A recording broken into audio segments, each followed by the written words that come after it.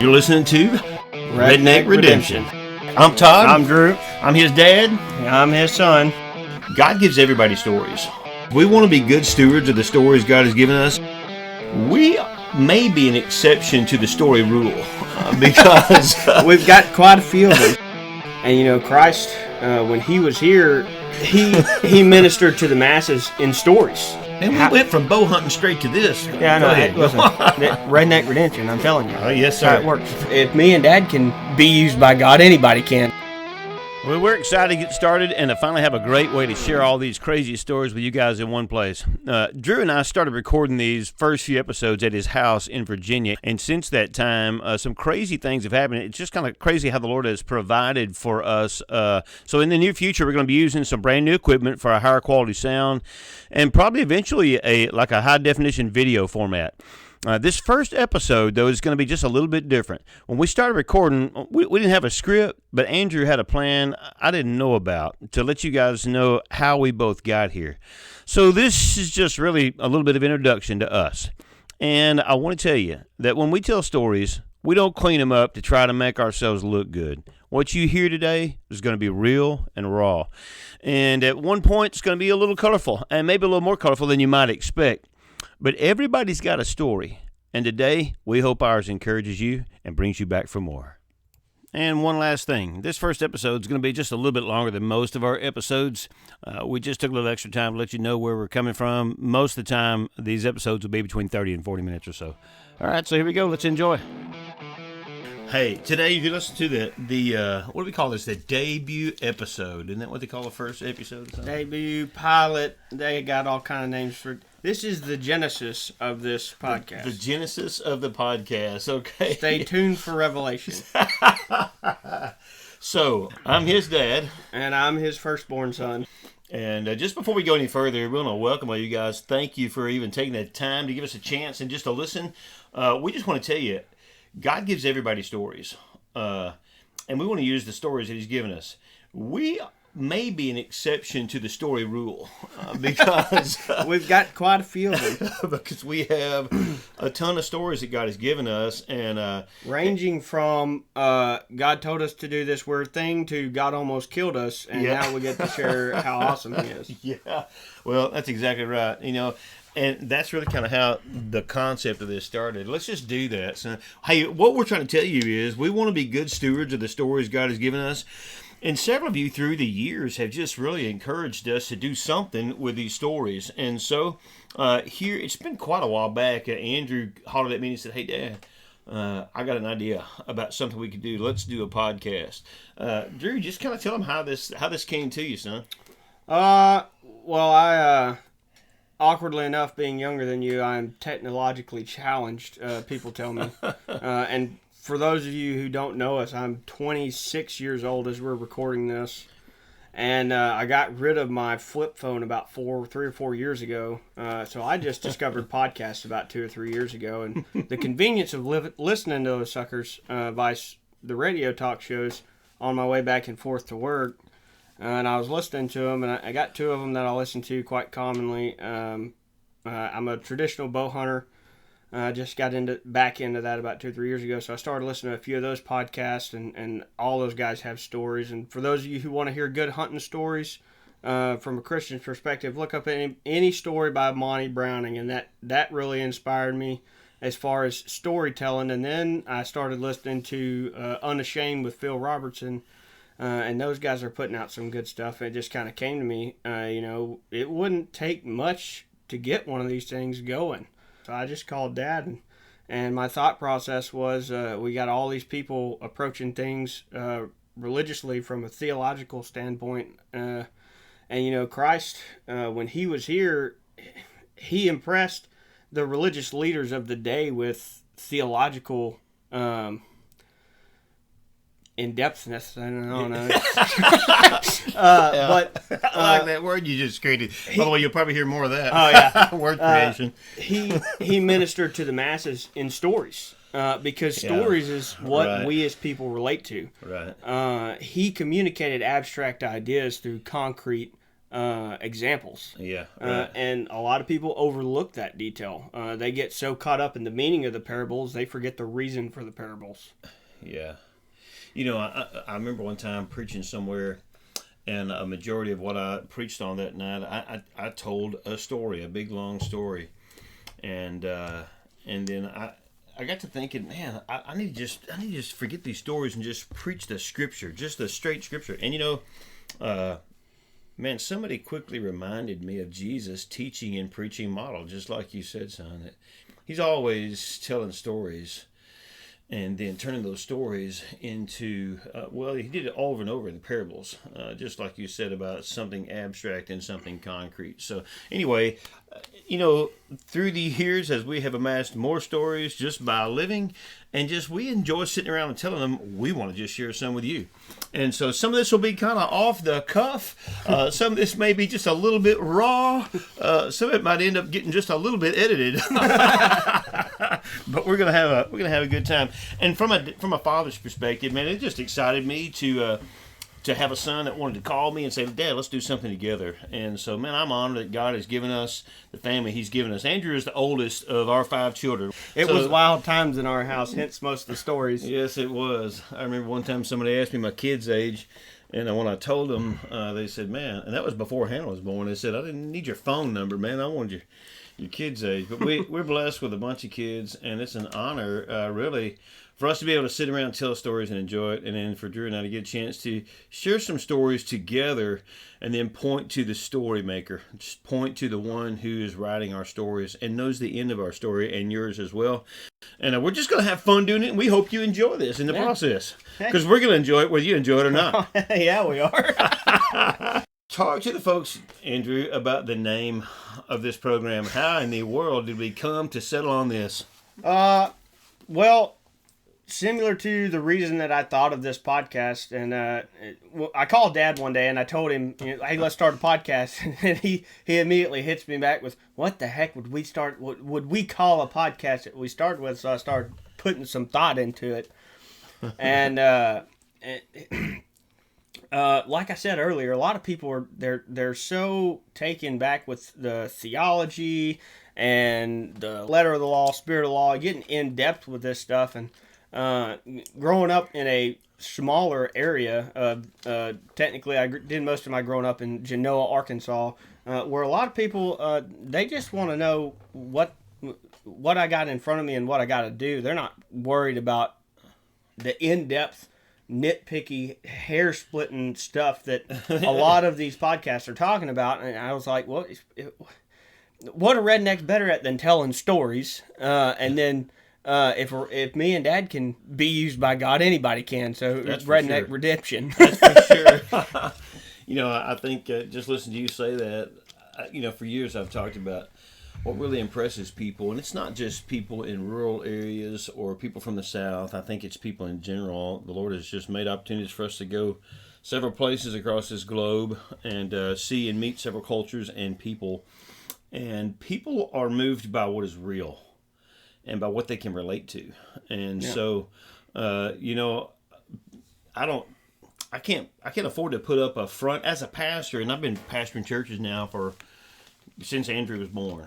26 years. Yeah, for 26 years. Mass in public, not so good. And my wife and I, Debbie, have served together in several churches over that time frame. And just walking with people, dealing with people, we come to learn that people connect with reality. We just want to be around people who are real. Okay? And real people experience real life in real time and have real stories. And so because of that, I think I get most encouraged from testimonies from people of the things that God has, not just what God has done, but what God is doing. And so, and even in the little things, the crazy things that He'll use to speak to you and show you things about who He is and how He works. So having said that, I guess we can just share a few stories with them, son. All right. What story do we start with? Goodness gracious, man.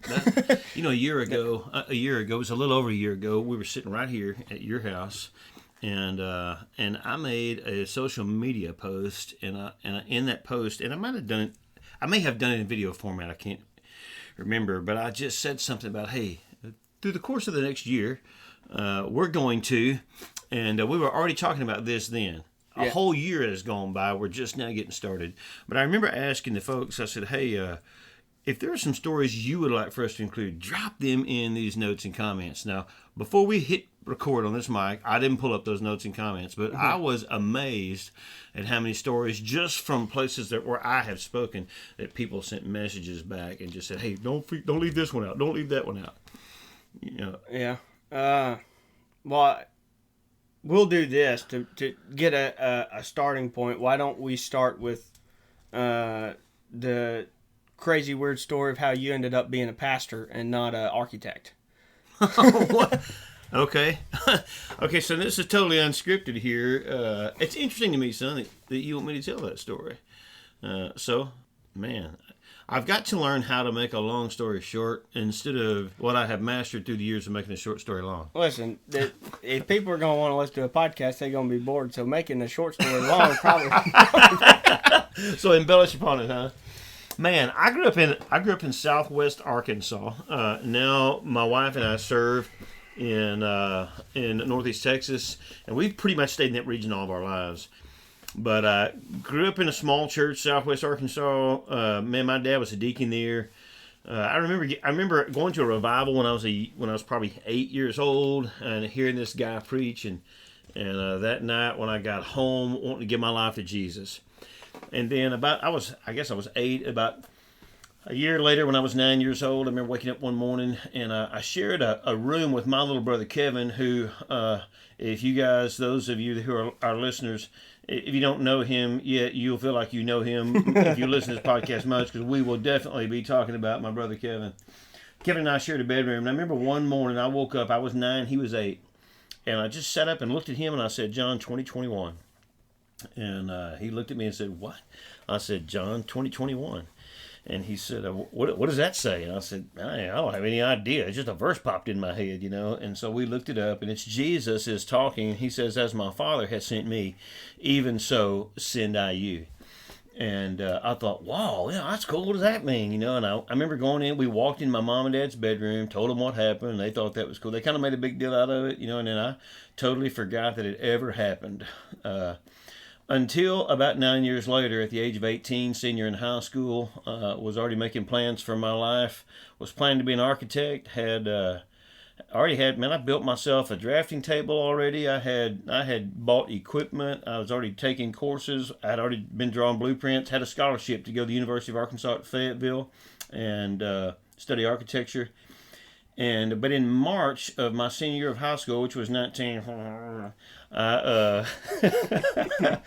back in the 1900s, man, I remember something happened, and I went to this weekend event we had at our church that I grew up in, and God just really shook me up there that weekend in an unexpected way, son. And for the first time, I remember getting on my face and saying, okay, Lord, I've not really asked you what you want me to do with my life, but I've got plans. And so what I basically did was I was going to pray about, what I was going to become. And in all honesty, I just started praying because I told the Lord my plan and wanted his stamp of approval, So that very first time, I believe it was in March of my senior year, when I began to pray, immediately as I prayed, man, it was like a flashback scene from a movie. And I was 9 years old again. And I had forgotten this ever happened. And I remember I could see myself in that bedroom. I saw myself sit up and look at my brother and say, John 20:21. And I could hear him read it to me, as my Father has sent me, even so send I you. And I remember thinking, whoa, man, ain't no way. But at that point, God began to deal with me, and I really had a plan, and my plan was to get God's approval. So on my architect plan, but when that happened that way, I remember I just argued with God. So immediately I knew what God was saying to me that I didn't catch when I was 9, obviously. So I started trying to justify things. I said, okay, God, here's the deal. I tell you what, you want me to, I'll draw churches. I'll draw plans for churches. And that didn't fly. So for several months, I ran from God, fought the Lord on it, was scared to death. Man, I was a super shy kid, and just was not comfortable being around people, much less in front of people. And so I know that's hard for you to believe. If you could see facial expressions here, but. So that was in March, rocked on through the whole summer. At the end of the summer, I was so miserable, I reached a place where I just said, hey, all right, God, I've got to hear from you. And as a matter of fact, I'm going to tell you this just the way it went down, but I wouldn't suggest trying to get the Lord to speak to you in this way because the more I look back at this, I realize I don't have the right to command God or to tell him when and how he can talk to me. But the God who knows us and created us knows how to speak to us when and how. And so he knew what I needed that night. But here's what happened. I was at the point of such great frustration. I really already knew what God was going to say. But I got on my face and I said, okay, God, I've got to hear from you. I can't take another step without knowing what you want from my life. I'm miserable and I want you to speak to me and speak to me now. And those were the words I said. Those were the words I ignorantly said to the Lord. And he very graciously honored my request because what happened next there in August of 1987 in my bedroom downstairs in my mom and dad's house has changed my life forever. You know, in the next few moments, I remember I reached over and grabbed my Bible, and I'm going to grab this one now. I reached over and grabbed my Bible, and I can't tell you how I landed there. And I didn't do that. Just open your Bible, stick your finger in, point kind of thing. I don't know how my Bible was open to this passage. The wind didn't blow it. All I know is I grabbed my Bible, and when I picked it up and looked at it, it was open to Ezekiel chapter 2, and I know I had read this before, but these words leapt from the page at me, and it says, so when I saw it, I fell on my face, and I heard the voice of one speaking. And he said to me, Son of man, stand up on your feet, and I will speak to you. And man, in that moment, I knew I was hearing from him. It wasn't just black ink on white paper. If you can't understand what I'm saying, man, I hope you have some kind of experience like this at some point. But I knew God was talking to me.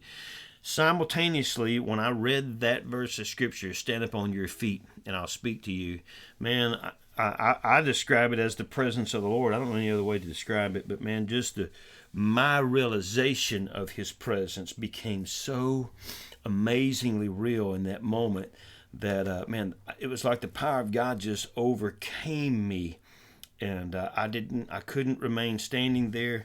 I crumbled onto the floor and I trembled. I remember rolling up in fetal position because suddenly the presence of God was so strong in my room. I'd never experienced that before. Even though I've been in church all my life, I didn't know God had permission to make himself that real. Man, I didn't know. I didn't know. There was a lot I didn't know. So I'm telling you, there's a lot I still don't know. But I know that in that moment, he did something to me, and he let me know for sure that he had something for me to do. And the rest of it simply is this. Man, trembling on my floor. I was afraid to open my eyes. I didn't know what I was going to see. You know, I'm thinking about Zacharias in the temple when Gabriel showed up. I didn't know if there's an angel standing there. Man, all I know was some presence was in my room. Like I did not know God could make me experience something on that level. But finally, after a long period of time, I was able to reach up on my bed, grab that Bible again, and pull it down to the floor where I was. And tears flowing through my eyes, knowing I already knew what he was saying. And then I read the rest of the passage where it says, then the Spirit entered into me when he spoke to me. And he set me on my feet, and I heard him who spoke to me. And he said, Son of man, I'm sending you to my children. And you can read that whole passage for yourself. But in essence, that's what turned everything around for me. And you know what? There's been a lot of days when I would be in a position to where I would be super nervous or overly conscientious about who I am and who I'm not, and my own abilities and my own lack of abilities in some areas. And there have been 1,000 times over when the Lord reminded me. And then there have been times when I reminded him this was not my idea. I had another plan, but he made it so very clear that this was what he was calling me for and prepared me for in life. And so, man, I was not expecting you to throw that bone to me, son, right off the bat. But that blesses my socks off. You wanted to hear that. Well, we couldn't decide where to start, so I figured,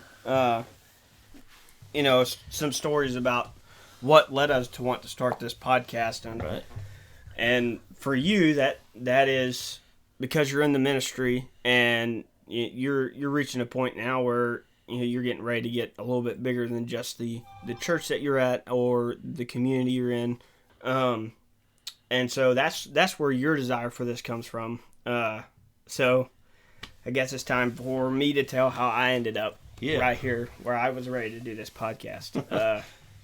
Of course, obviously, as you guys have kind of put together, I was raised by the man on the other side of the mic here and my mother. But unless you're extremely familiar with our family, what you don't know is that I was homeschooled through my whole life. And my whole curriculum was based around the Bible. As a matter of fact, my history curriculum was called His Story because it was all based around the coming of Christ. And like Jace Robertson says, before Christ being, he's coming, during Christ being, he's here, and then after Christ saying, he was here. And I had a deep-rooted sense of Christianity. Everything that I am, everything that I was, everything was rooted in how I believed and what I did. And as a matter of fact, at 8, I think it was 8 years old, Right. I came at First Baptist or Shiloh Baptist Church in Genoa, Arkansas. I walked down the aisle and I told Dad, I'm surrendering to the ministry. And to be honest, everybody that knew us and our family expected me to be a preacher. And And I was thinking you were older than that because I remember that day at Shiloh because you didn't say a word to me about that, man. I had no idea you were coming down the aisle. In my mind, you were about 13 or so, which might that might be maybe close to reality because that's when we were there. But regardless, I remember that day. Yeah. And part of it's because I didn't really know much other, but growing up, I wanted to be in the ministry. I wanted to be a preacher. I wanted to be all this stuff. And then as a young teenage man, it kind of shocked everybody when coming up to graduation, they were like, "Oh, you're going to Bible college? You're going to seminary?" I was like, "No, I'm going to trade school." Right. And it really threw everybody for a loop. I was just at a point, being homeschooled, not saying it didn't afford me opportunities, but part of it's that I didn't know what opportunities were there for me, but I didn't have a way to pay for college. I was sick of school, and a lot of people who know me know how I am. I like doing things with my hands. I build bows as a hobby. I spend about 20 plus hours building a bow just for it to break or maybe shoot an arrow. I'm weird. But I was tired of being in what you call a student status. So I worked in a trade school for 2 years at a place for a company called P&P Woodworks right outside of New Boston, and it's actually in a town called Maud, Texas, for those of you who are familiar with it. And after that, I didn't know what I wanted to do, and part of me being 19, 20 at the time, I was you grow up in a small town where everybody knows your dad, and to an extent, you kind of get, oh, that's Todd's boy, and people either like you or hate you or don't want to be around you or love to spend time with you because you're Todd's boy. Not always a blessing. Yeah, it has its mixes, but I wanted to do something different, so I got a wild harebrained idea, and I joined the Marine Corps, and I spent I've been in the Marine Corps for a little over 6 years. It looks like by the time I'm done with the Marine Corps, unless I re-enlist again, I'll be in for 9.5-ish, somewhere in there, years. But when I joined the Marine Corps, went what a lot of people thought was crazy and just living your stereotypical sow your wild oats kind of life almost. But I never had that before. Right. And coming from where I came, I was doing the wrong thing wasn't really an option for me. the way. I mean, it wasn't. Not only was I raised very strictly, which I'm not complaining about, but I also had a brother who was 4 years my junior who thought I was perfect, and he wasn't. So anytime I tried to sneak anything, first thing Peter did was go tell my mom, "Did you know Andrew's doing whatever?" And so I went through this phase where I was sowing my wild oats, you could say. I guess to an extent, you could say I wouldn't say I was blatantly running, but I was just kind of fading into the shadows and not paying attention to what God had for me. And little did I know that's what he had for me. But hear about... that's an amazing statement there, but yeah, we'll come back to that. Yeah, we'll come back to that. About a year and a half ago, right after, is the summer, well, springtime of 2019, right after I got stationed or moved from California to over here in Virginia. Of course, when I joined, I was married, been married the whole time I've been in the Marine Corps for the most part. And my wife was right there along with me. We were kind of sowing our wild oats, but as we approached having our first son in 2018, she wanted to get back in church, and I was just, the way I'm living, I don't want to go face that issue, you know. I didn't want to be out of the presence of God, but I didn't want to purposely put myself in a place where I had to submit to the fact that I was not living in line with what God wanted me to do. Right. That balance point of not blatantly running, but trying to get away with all I can. Mm-hmm. And those of you who are parents will probably you're thinking of which kids like that. You know, they're not blatantly against you, but they're going to get away with whatever they can when they think you're not looking. That's a great way to say that. We laugh because we're both thinking about the same one of my siblings. Well, we're thinking about several things. But anyway, and it was about, I think it was April. I need to write all this whole thing down. I think it was April of 2019. I was driving in my blue Toyota Tacoma down Route 621, I believe it is, up here in northern Fredericksburg. And I was avoiding the voice of God because I knew he wanted to deal with me, but I was not ready for it. And ever since I was a kid, because of the way I was raised and where I came up, whenever I'm avoiding what God's telling me to do, I have created this process in my mind where I put myself on a pedestal in front of a large group of people in my mind, and I preach because, the guy up there has to have everything figured out. Why? I don't know that. You'll figure out through our stories. Right. I know much better than that. But that is just what I've always done when I'm avoiding the quiet of being in God's presence.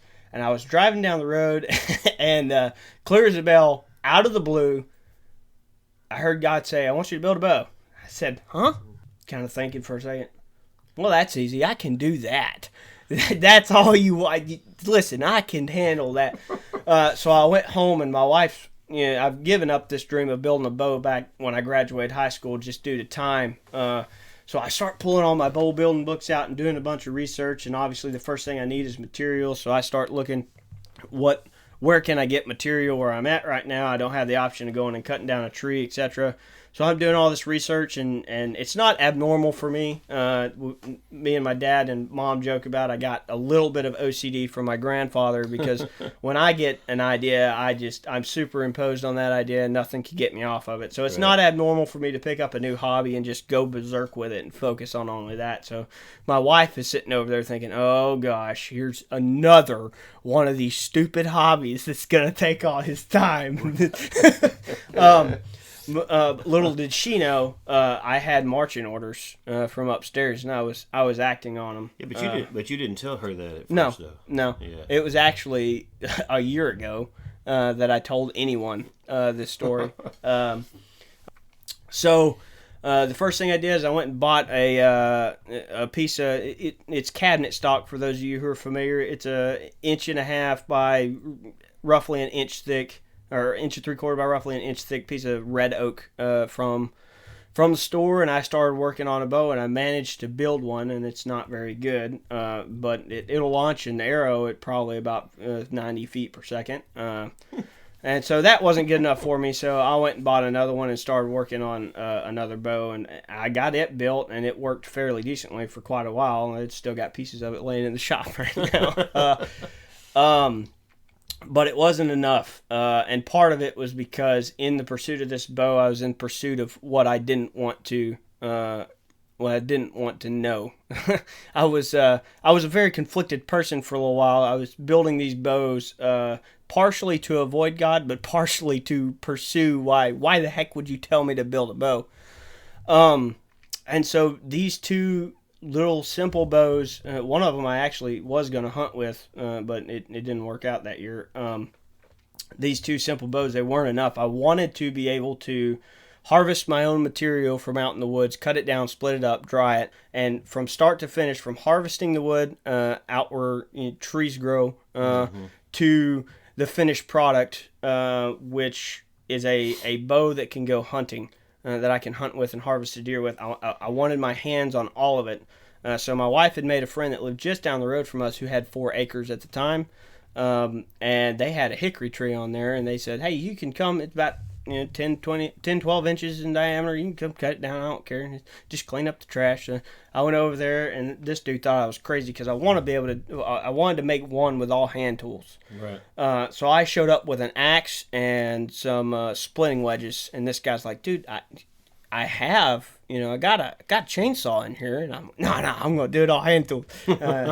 Side note, I had forgotten how hard it was to cut down an oak tree with an axe, and if you do, make sure you sharpen it, even if you bought it that day, because good grief, it took me about 2 hours to get that sucker to tip over. But I got the tree cut down, split it up, started working on some bows, and we actually bought this house a little over a year ago. And moved into it, and on Christmas Day last year, or year before last, I guess now technically, Christmas Day 2019, I broke the first stave. Once you split the tree up, those are considered staves, and they're considered a bow stave until you get a string on it, at which point it's considered a bow. So out of those staves that I had made from that tree, I broke the first one on Christmas Day 2019. Boy, I was ticked. It's the third bow I tried to make. Man, I was mad at me. I was mad at God. You told me to build these bows, and you let me break this one. How many hours you think you had in that? In that one, I probably had 12 or 13, including chopping, splitting, and that's work. That's not sitting it aside and letting it dry. I'll explain that process. How much time was the whole process from the time you... I cut it down in early October, and that was Christmas Day. Man, boy, I was not happy in my mind, because when God told me to build a bow, my thought process was, as you guys will recognize this later on when we start telling some good stories, but my thought process was, man, if that's all you want me to do, this is either going to be really cool or I'm crazy and I'm hearing voices in my head. I ain't going to tell nobody but my wife about Jack. Right. And so now at this point, the bow's broken. I thought this was going to be a cool story. By the way, let me just say this. What he just said, either this is going to be super cool or I'm totally whacking it. That's how most of the really good stories we have, that's how most of them start off, because we're like, if this don't work, I'll never have to tell anybody, but it will know it was God if it works. So that's where my thought process was, and I was like, I thought you were going to give me another cool story. You were just going to kapow moment, as Dad says. And well, I was mad, and I ruined Christmas Day for my 1.5-year-old and my wife. And so about 3, 4, 5 days later, Dad was actually here. He had no clue this was going on. But I was out in the shop early in the morning, and I'm working on this next stave because I was so mad I had to do something to vent. And I'm working on this stave, and I was so mad and working on it so hard I'd ruined the stave, and it ended up breaking too. But I'm working on it, I'm looking at it, I'm thinking, man, I ruined this stave, and I'm an idiot and all this stuff. And then I started thinking about where I was in life and where I'd been for the past 5 years at the time. I remember looking at that bow stave. You can edit this out if you want to, but the verbatim, I just got to a point where I was so real with God. The verbatim words I said was, damn, I must be a pretty shitty bow stave. And all of a sudden, just like Dad was talking about earlier, the presence of God rushed into my garage that I call my bow shop right now. And he began to remind me of the process of building a bow. And he said, listen, if you think for a second that I, as a master bowyer, have not had you exactly where I want you this whole time, you're wrong. See, you thought all those years ago that I was just about done with the weapon that I was creating. But you're looking at it from the perspective of the stave. And all of a sudden, he began to walk through the process of building a bow. Once you cut down the tree, you split that tree up. When you cut it down, you split up. It looks like 6.5 feet pieces of firewood, and you put those things in a controlled environment in an area where you know you can either control the temperature and moisture content and everything, or where you have a good idea of what it is and how long it'll take for them to stabilize in that area. And from the point of the stave, growing all that time and then getting cut down and put on a shelf would seem like it's just useless and ruined and there's no point of whatever. And he said, but that's because you're looking at it from the perspective of the bow stave. And of course, at this point, I'm getting the hint that God's saying, you've been seasoning for the past 5 years. Mm-hmm. Because where I came from, you can ask anybody that really knew me and got to know me all the way up till I was 20. I was so immersed in my belief system and in the way I was raised, I had become judgmental. Yeah. And he just reminded me, he was like, listen, you thought way back then, big tall tree you were useless to me because I needed a bow, and I cut you down a few notches. I split you up, and I put you in a controlled environment for the past 6 years. Now you have a better understanding. Everything that you, everything from the raising and the growing where I planted you that you had used to survive in that area, because what you're doing when you're seasoning the wood is you're letting all the sap that is required to live as a live tree but is useless to a bowyer, all the wood, or not the wood, excuse me, all the moisture that is embedded in that tree from just the source of living. Yeah, from the environment it came up in. Yeah, the environment it came up in. You're letting all that wash away and evaporate away and dry out and escape. And he began to tell me, he's like, you had a mindset because of the environment you lived in that I needed out. And recently I've watched a video where this guy talks about bow building. He's like, you cut down a tree, you split it up, you let it dry, you let everything you don't need dry out, you remove all the wood you don't need, and you got a bow. And it really spoke to me, because as I go through this process, and we'll talk, I'm sure I'll talk about this more, because anybody who has known me for the past 2 years now probably talks about me behind my back. I wish the dude would shut up about bow building. But this whole process, I've learned more about how God works when I put those bows on my shop, in my shop. Mm-hmm. And I take them and I start working them on the table and put them on the rack. And I'll go through systematically at some other point, because it takes way too long to explain it now. Right. But God has begun to speak and move in my life. And I guess it was probably about a month later that I called you and said, we need to start a podcast. But that's how I got to the point where I'm now ready to take the next venture, and it's a podcast. So I'm going to tell you a few things that I think right now, or that I can see taking place. And we don't know for sure the direction everything is going to go, but I could foresee you having your own separate podcast just about bow building and the truths that you learn from that, because it's going to be an ongoing, constant, consistent thing, and it'll be something that'll always fit into what we're doing. I've already got plans for that, but I gotta wait till I got time to do it. I gotta figure out how to build them. For those of you listening, I have attempted. I had 17 staves when I started this thing. I've given 2 of them away. 2 of them away, and I made a bow for my son, which was the third one, which is real simple, to make a very small bow that you're not worried about the performance of. I now have 5 staves left, so that's, I don't know, math in public. I don't feel like doing it, but the rest of them have broken. And I finally made one. So there's a lot more to learn. But over the last year, even broken bows, they speak volumes. Man, so let us do just a little bit of math together for a minute, even though you don't like doing math in public. The other side, our perspective on the story was, we started having kids in our mid-20s, and we were idealistic parents in our minds. I mean, who's not? I catch myself doing the same thing. Right. I've got a 2-year-old and a 2-week-old, and I'm the same way. Right. And so we thought, hey, we're gonna do everything we possibly can to ensure that these kids are super spiritual giants as they grow up. And man, what we realized is only God can do that. But we wanted to foster the right environment for them, a great environment for them to grow in. So, and because of what we've done with our lives and what God had to do in us to get us even to have that desire, when our kids grew older, and we sort of, as they were younger, we mapped out a plan for them in our mind. And as some of you listeners may have experienced already, or maybe you haven't yet, and maybe this will help you realize you don't get to map out your kids' lives. You don't get to map out their spiritual journey. And so for us, when we watched, every one of our children is different, but Andrew here is our oldest son. We watched him. I remember when he came to me and he said, "Dad, I joined the Marine Corps." At that point, part of his logic was he had a dream at that time, at one point, of having a horse ranch, and on that ranch he was going to have a boot camp for troubled teen boys.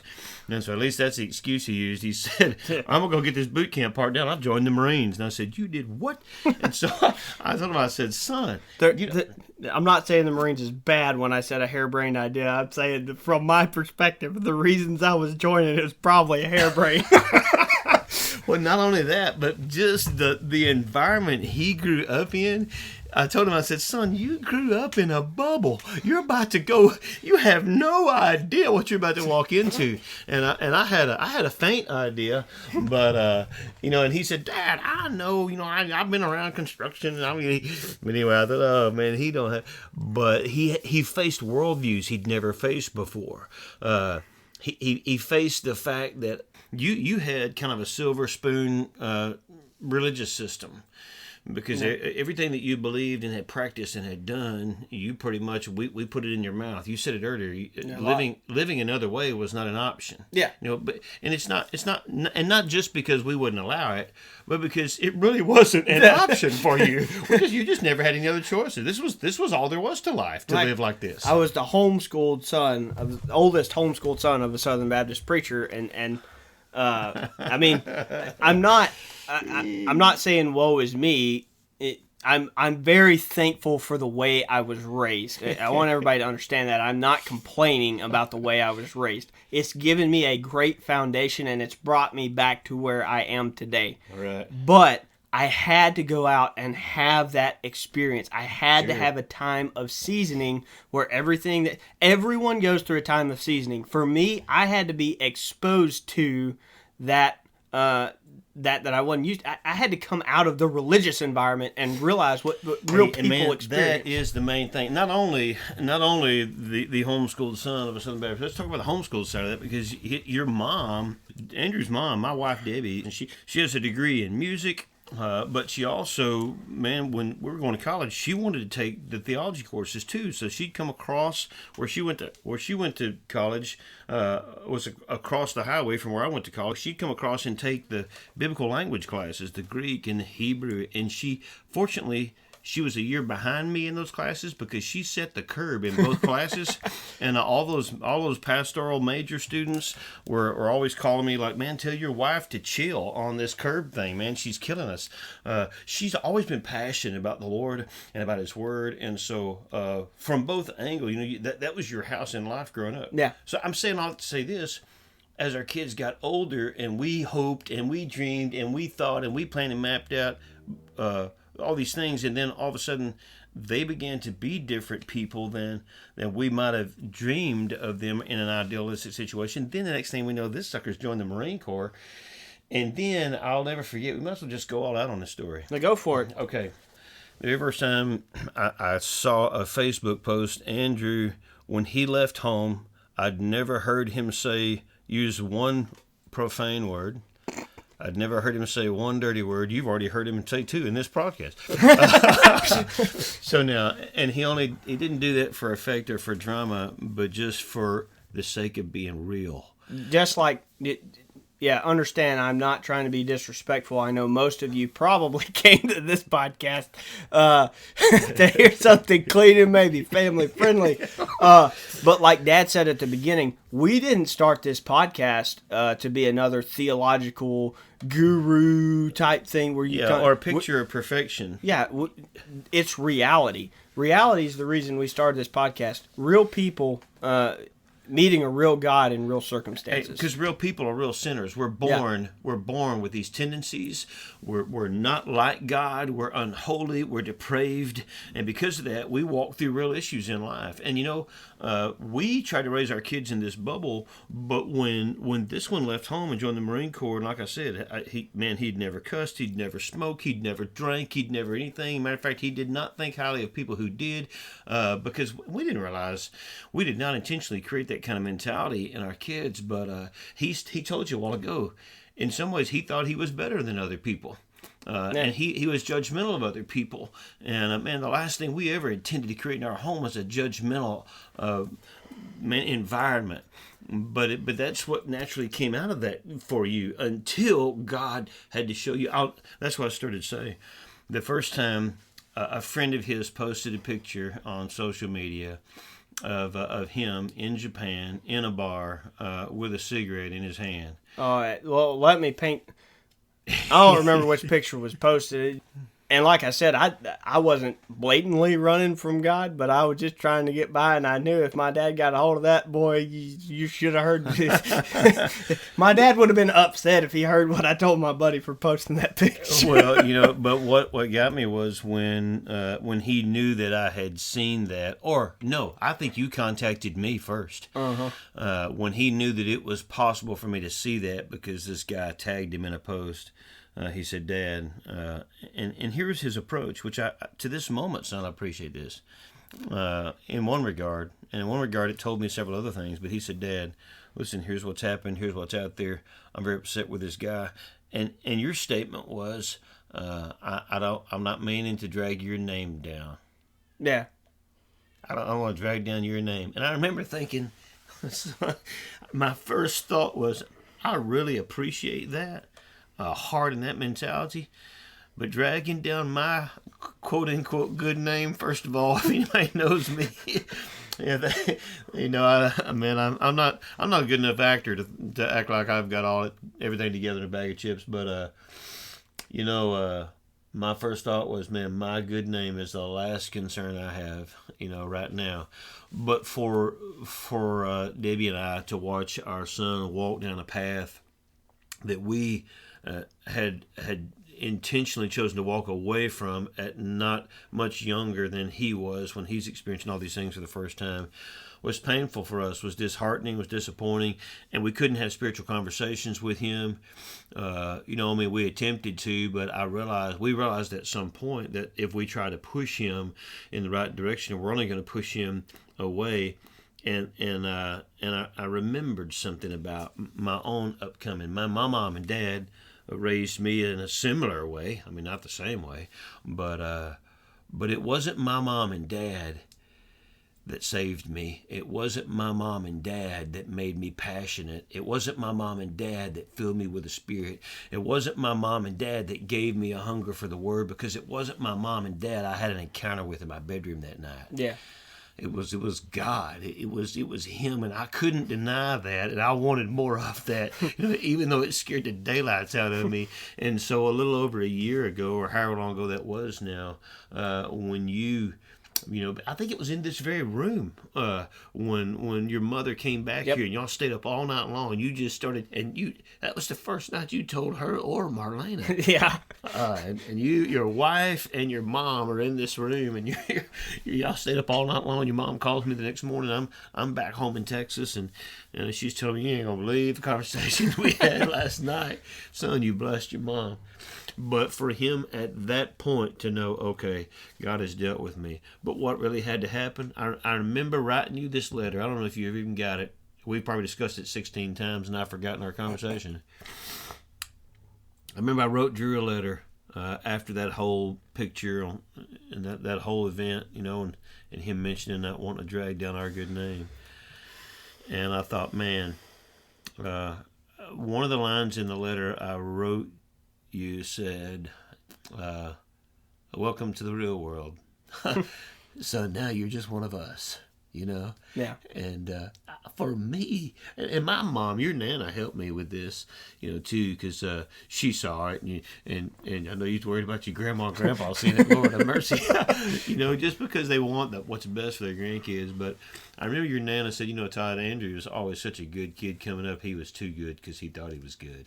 Yeah. And God had to bring him here to bring him back around. So for us to sit here on the opposite sides of this mic right now and to talk about what God has done to get us to this place is a great gift. That's why. It's probably why it's been so hard for us to get started on this thing. Because I'm sure lots of folks need to hear this. And if nothing else, just us to hear one another's heart all over again. But to see that God is doing something always that's bigger and broader than the spectrum we can see from. And so this is huge for us. We hope it's huge for you because you have a story too. God is crafting a story in every heart, in every mind, in every life. And your story is not going to be picturesque because we don't live in Eden. No. It's a messed up world we're living in. Just the point in time in history that we're sitting in right now, in unprecedented ways, we're keenly aware we live in a messed up fallen world. But in the middle of all that, man, we have a great God who redeems those who need redemption. And we needed redemption. Mm-hmm. We needed redemption. Yeah. All right, so, man, thank you for sharing that. Got us... all emotional in the moment for the moment.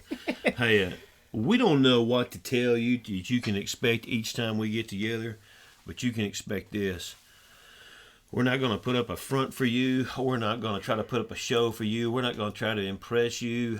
Sometimes we're going to make you laugh like crazy. Sometimes you're gonna turn this thing off and say, those guys are nuts, man. And there'll be days when you think, how are they even still alive? Because I promise you, we got some of those stories.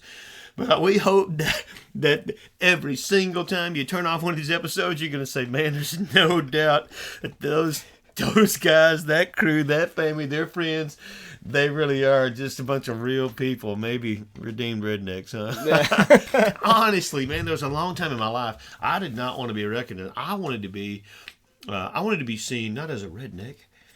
I want to be refined. I am a refined man of God. Uh-huh, yeah. And, all it takes for somebody to get to know either one of us. What I realized is, go ahead.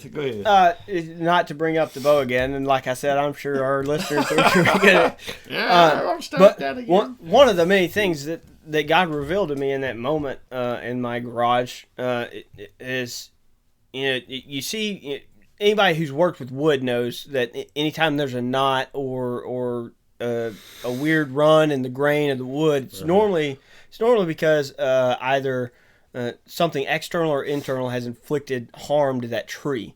And when you're working a bow, you've got to follow that natural grain. So anytime something like that has happened, you have to follow it.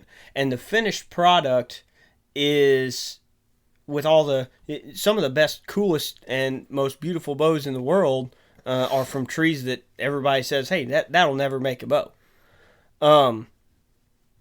And it's not a testament to the tree when they make it. It's a testament to the bowyer. Right. It's a beautiful thing to look at, but if you think about it, it's all imperfections and harm being inflicted upon that plant. But those are what makes the prettiest bows, not because the tree was inflicted with pain, but because the bowyer knew how to work the wood. You showed me a video last night, that kid that you showed me last night when he made his first harvest. Mm-hmm. And when those boys were working on those bows, I was thinking that was curvy, knotty, gnarly looking, but that was cool looking though. Yeah, it is cool looking, and that's bow art. wood Okay. with Bodark. If you look at the way it grows, it just beats the crap out of itself as much as any tools you use with it. But yeah, there's pin knots and bends and all kinds of stuff. And some of the best, like I said, best bows, most beautiful and coolest bows to look at are the ones that are inflicted with the most damage. Wow. And it's not a testament to the wood or the bow. It's a testament to how good the bowyer is at compensating for those things. Right. And that's part of the reason I think Redneck Redemption is going to be a little bit different than most podcasts, because we're not just here to talk to you about the theology. We're here to literally prove to you that the master who's crafting us into his tool is more than capable of handling and compensating our damaged parts. And thank you, Jesus, for that. Now, you keep saying we're not here just to talk about theology. Deep theology gets down to what is real and changes your life. It's the study of who and how God is. And he uses these processes in our lives to make us see who he is and how he works. Let me redefine what I'm saying by deep theological debate that gets you more confused than you were when you went in. That's not the goal of this podcast. Exactly. We're not diving in. We're not splitting hairs on what God's shoulder looked like when Moses looked at it. We're talking about the power that came after he saw the shoulder of God. We could use some deep theological terms, and we may explain some. We could talk about what justification means, and somebody listening is going to say that's not deep. Well, you know what? For somebody listening, that's really deep. They don't have a clue what that means. We could talk about substitutional atonement. There's so many things we could talk about, but you know what? Why use terminology that people can't understand, especially people that need to experience the effect of what that stands for, what that represents? And so, man, I used to say it like this.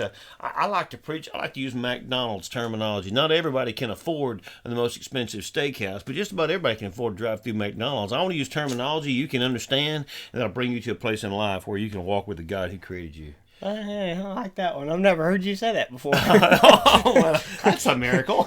Most of the time you say, I've heard that 1,000 times. Listen, I want to use Harbor Freight terminology to explain DeWalt technology. All right? Now, you can see what kind of crowd we're going to be drawing here. Well, hey, man, what a great way for us to start, and just to hear each other's heart in the story. And I appreciate you bumping us to start that way, son. And so, hey, for right now, we're going to stop for just a moment, and or at least take a break for a minute and let you hear maybe from one of our sponsors. Wait, we got sponsors? Well, by faith, we're going to have sponsors. Hey, amen to that. Well, we don't actually have any sponsors yet, but what we do have are a few clips from our crazy story we're going to share with you guys next time.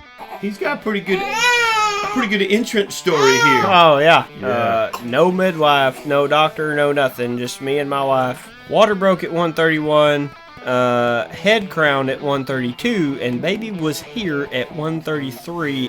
Hey, thanks for listening. Please like, subscribe, and rate our podcast, and get ready to hear the rest of that story and more on our next episode.